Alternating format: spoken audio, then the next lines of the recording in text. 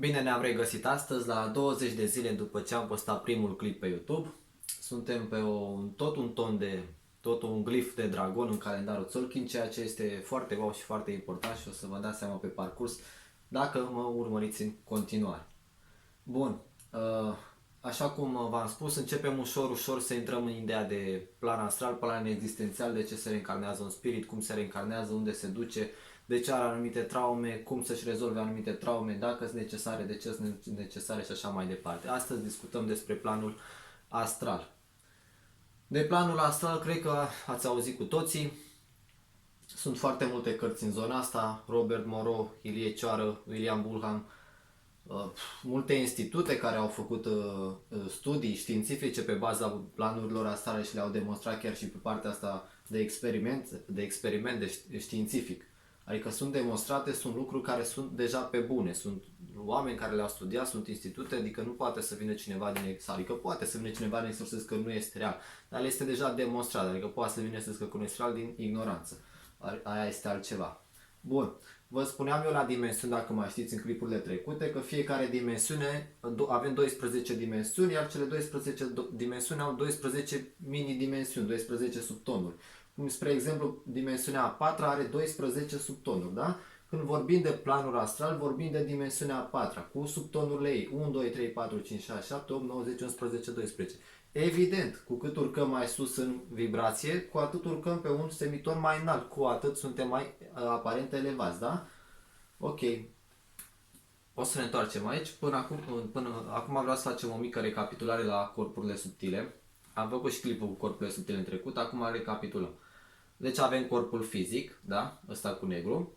Avem corpul energetic, corpul pranic sau corpul eteric, corpul de chi ce înconjoară corpul fizic. Calitatea lui este dată și de sistemul de chakre și de starea emoțională și de starea mentală și de ceea ce mâncăm și de tot ceea ce ține de energia vitală pe care o avem în interior și cum o folosim. Corpul energetic este legat cu cordonul de argint de corpul emoțional sau corpul astral, pentru că cu corpul emoțional călătorim în 4D, da? În acest plan astral. Mai departe, corpul astral, corpul emoțional, este legat cu un alt cordon de corpul mental cu care călătorim și cu el în planul astral, cum ne aflăm și cu el în planul fizic, dar ne putem duce în dimensiuni mai superioare cu el dacă îl avem suficient de dezvoltat. Bun, o să facem un clip și în viitor, o să vedeți, o să vorbesc despre proiecția astrale, o să dau și tehnici de proiecție astrală, pregătire pentru proiecția astrală, pentru că în funcție de pe unde ești, cum ești în astral, le poți duce în astralul inferior sau în astralul superior. Deci trebuie să ai o pregătire pentru că vrei să te duci cât mai sus, nu vrei să te duci aici cu toți criminali. Ok. Ați înțeles recapitularea la corpuri, vă invit și la clipurile din trecut cu corpurile subtile, fiind puțin mai explicite. Bun. V-am desenat aici, nu știu ce asta, am vrut să exemplific planeta, da? Care este sferică. Nu e așa, este sferică, iar deasupra planetei avem etaje și nivele. Nivele de conștiință. În funcție de nivelul pe care se află spiritul, atât de elevat este. Noi când murim, adică când scăpăm de corpul fizic, ne ducem pe o treaptă în astral în funcție de vibrația, de rezonanța noastră și de evoluția noastră spirituală. Evident, cu cât suntem mai evoluați spiritual, cu atât putem să urcăm mai sus. Dar cu cât suntem mai evoluați mai spiritual, cu atât îi luăm și pe ăștia și urcăm sus. Iisus când a înviat ce a făcut? A coborât în fundul iadului, a luat pe ăștia din astral, i-a luat înapoi sus pentru că au văzut lumina lui. Acum sunt alte situații, o să vedeți, o să discutăm mai pe viitor despre asta. În funcție de, vă spuneam, nivelul de conștiință, acolo este și etajul pe care se află oamenii. 1, 2, 3, 4, 5, 6, 7, 8, 9, 10, 11, 12. Care e mai evoluat sau care e mai puțin evoluat, asta este din nou o filozofie și trebuie să știți, trebuie să simțiți, trebuie să faceți diferența în care un om evoluat și care un om evoluat. Poate v-ați zice acum că dacă un om care bea este în astralul inferior, nu e total adevărat lucrul ăsta. Depinde de fiecare în parte, depinde de multe alte aspecte, dar putem să generalizăm puțin și să spunem așa. Pe astralul inferior sunt cei care omoară câini, se omoară cu oamenii, dau cu bombe, și au tot felul de energii foarte negative, foarte joase, care sunt numai pe frică, furie, ură, vinovăție și așa mai departe. Mai avem aici un etaj puțin mai sus de ăștia, sunt marile religii sau sectele sau diverse alte învățături spirituale luate de către habonici pe care nu le înțeleg și ei nu le înțeleg. Și fiind neînțelegători, e ca un copil care ia o enciclopedie și zice, mamă, ce deștepte, dar el nu știe nimic și începe să se comporte ca un habonic. Aici e zona marilor religii cu habonici ei, bineînțeles, nu cu sfinții, marii sfinți ai. Dar și unii sfinți ar putea fi pe aici, dar marii sfinți nu sunt aici. După aceea avem o zonă unde încep spiritele să fie mai libere, încep diverse tipare New Age, încep tot felul de chestii Reiki, Theta Healing, toate învățăturile astea, să știți că vin dintr-un astral mai superior. 9, 10, 11, 12 sub dimensiunea asta a 4 deului. Poate chiar și mai sus de atât. Dar multe învățături vin de acolo. De ce? Pentru că rup tiparul de învinovățire, de furie, ură și toate energiile astea ce trebuie biruite din astralul inferior sau din corpul fizic și ne ducem pe o zonă mai high, ne ducem pe o zonă în care începem să înțelegem lucrurile altfel, la un alt nivel. Bun. Deci, ăsta este general. Dar v-am spus, depinde, pentru că dacă un om are un moment de furie, nu înseamnă că are și o vibrație foarte joasă și face parte din astralul inferior. Dar trebuie să știți, pentru că în momentul în care călătorim în astral, asta o să vă dați seama cel mai bine, etajele astralului, când o să călătoriți prin ele. O să te duci pe fel și fel de nivel. Ce trebuie să știți? Pe nivelele astea, ființele astea sunt ca niște comunități. Mulți din ei care au murit nici nu știu că sunt morți. O să vă întrebați cum nu știe că e mort. Simplu, dacă acum nu știe că este viu, cum va ști atunci că este mort? Mai știți în clipurile trecute când am spus că nemurirea este de fapt să avem memoria intactă și să fim conștienți?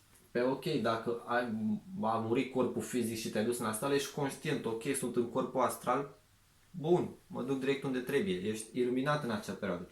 Dar dacă nu ai murit și te-ai dus acolo, asta e. Sau mai sunt unii care conștientizează brusc odată că sunt într-o altă dimensiune sau poate sunt morți, probabil, sau sunt semi-conștienți și încep și se plimbă de aici din planurile inferioare, poate, sau poate și din planurile superioare, pe pământ. Și vine la unul acasă, se duce mai pe nu știu unde, se mai plimbă prin oraș, îl mai fură pe unul de energie, îl mai vampirizează pe altul nu știu ce. Nu vreau să vorbim despre asta acum, o să vorbim în alte clipuri despre intruziuni, despre cum vin ăștia, de ce vin ăștia și tot săptămâna asta o să vorbim și de ghizii spiritual care vin din astralul inferior și din chiar mai sus decât atât.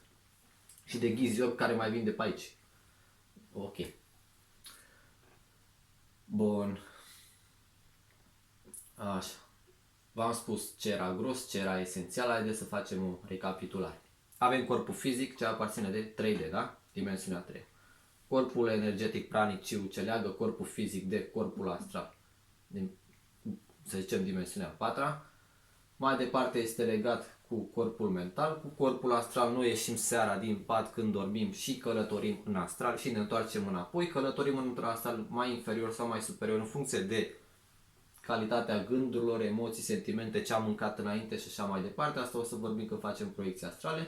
Când murim, adică când moare corpul fizic, corpul energetic, de obicei, asta nu este tot timpul, se dispare și el la 3 zile după moarte și rămâne doar corpul astral, dar mai sunt și ființe, să știți, cărora nu le dispare acest corp energetic, adică încă rămân pe ei astfel de reziduri ai corpului energetic și sunt pe un astral inferior. Dar la majoritatea se taie acest cordon de argint, dispare total corpul energetic și rămâne doar corpul astral cu rezonanța lui. Cu corpul astral fiecare după ce moare, care nu e chiar o moarte, este o schimbare de dimensiune, v-am spus când trecem prin marele vid, dimensiunea, trecem prin 13, schimbare la 90 de grade, am intrat în altă direcție, opa, pentru că o să vezi când ieșiți în astral, o să vorbim, sentimentul pe care l-ai când ai decolat din corpul fizic, da, chiar este ca o decolare, deci că ai plecat cu avion. Bun. Și corpul mental. Despre corpul mental ce aș putea să vă spun? Haideți să vă zic de corpul astral emoțional, că sunt în neînțelegere aici. Deci el nu are o formă anume, are forma pe care tu vrei să-i o dai. Dacă vrei să-i dai forma unui corp fizic, poți să-i o dai. De exemplu, dacă ești mort și ești într-un astral inferior, tu o să ai o hologramă ca arătând tot ca și corpul fizic pe care l-ai avut pe pământ, probabil, sau nu. Dar dacă ești în astral inferior, îți dai seama că îți iei ce formă vrei, atâta timp cât știi să te joci cu ea, pentru că de fapt îți dai seama, tu controlezi totul mental, ce gândești se manifeste instant. Și vă spuneam, normal că dacă ai anumite frici, traume, prime chakre și așa mai departe, ce crezi că se întâmplă? Nu o să poți urca prea sus, pentru că sunt acele frici, traume, iluzii și așa mai departe ce trebuie vindecate ca să poți urca din ce în ce mai sus, că dacă urci tu și materializezi totul instant la gânduri și tu ai boală pe bărbați sau pe femei sau pe orice, mai știu eu ce durere din spate, unde crezi că te duci? Foarte sus nu. Ok. Este și corpul emoțional, da, pentru că cu el avem aceste emoții ce ne dau anumite sentimente pe care le raționalizăm și după aceea, după ce avem emoții, ne dau sentimente, raționalizăm, ne facem un sistem de convingeri. O să vorbim la terapie, că tot o să ne întoarcem aici, că e foarte important. În anumite traume formate pe corpul emoțional ne dă o anumită rațiune față de acel eveniment, ce poate să fie falsă sau nu. Falsă sau nu decide fiecare, dar dacă îți provoacă suferința, acea credință, îți dai seama că nu mai este sustenabilă și nu mai este folositoare pentru tine. Da, haideți că o să vorbim la terapie despre asta. Bun. Ca și etaje, sunt din ce în ce vibrații mai joase, dar ce înseamnă vibrații joase, asta rămâne la înțelepciunea fiecăruia. Începe o zonă a religiilor, a sectelor, adică începe ceva spiritual, dar ea habodniciei, nu este a spiritualității corecte, pure. După aceea începe o zonă mai New Age, mai înțeleaptă, mai cu ghid spiritual, mai înțelept puțin. Mă refer la New Age-ul ăla tot habodnic, are și o parte habodnică acolo. Și la învățături, la cunoaștere, adică cunosc despre cristale, îmi dau seama că au logică toate lucrurile alea, cunosc despre energii, cunosc despre planul astral, cunosc despre ceva. Și o să vorbim și la planul existențial când fac, pentru că eu cu oamenii pe care vorbesc și cu care le fac analiza amprentei energetice și astrograma, cu cei care sunt întrupați de aici de obicei, pentru că dacă nu e întrupat de aici și el, de exemplu, nu are ideea de reîncarnări sau cine știe ce alte vibrații are, e foarte greu să te înțelegi cu un om de gen. Care este responsabilitatea noastră, să vedeți când ajungem și la nivelul de conștiință, trebuie să-i luăm pe ăștia cât mai de jos și să urcăm cât mai de sus. Pentru că ăștia sunt undeva la 88%, ceea ce e foarte mult. Ce mai trebuie să știm? În planul astral, dacă pe Pământ suntem vreo 7 miliarde, 8 miliarde cât suntem, în planul astral suntem de vreo 7, 8, chiar 9 ori mai mult. Adică e plin, e înconjurată planeta de fel și fel de ființe. O să ajungem la planul esențial să vă zic de ce vin aici, cum se reîncarnează, de ce se întorc tot aici. E vorba de lecții de viață. Am venit, m-am reîncarnat, am învățat lecția, mă duc mai sus. N-am învățat lecția, rămân aici. Foarte mult se învârt în acest ciclu samsaric. Se învârt, poate le face și lor la un moment dat un click, hai o să ies odată de aici. Bun. Evident, după ce am parcurs și aceste tonuri a dimensiunii astrale, putem să urcăm mai sus și ne ducem în 5D, în 6D și așa mai departe. Ce noi trebuie să mai știm, cred că știți despre asta, că Pământul este înconjurat de un dodecaedru stelat format de către toți și ceilalți maestri înălțați, ce susține conștiința cristică. Deci ar fi fost mai greu fără acea formă făcută de către maestri, este conectată cu fiecare punct important de pe planetă, în mare parte cu monumentele, cu piramidele și cu tot ce ține de locuri sacre de pe Pământ. Este conectat undeva așa pe Pământ, iar toate astea formează în sus un dodecaedru stelat ce este conștiința cristică și locul unde noi tindem să ajungem ca și planetă.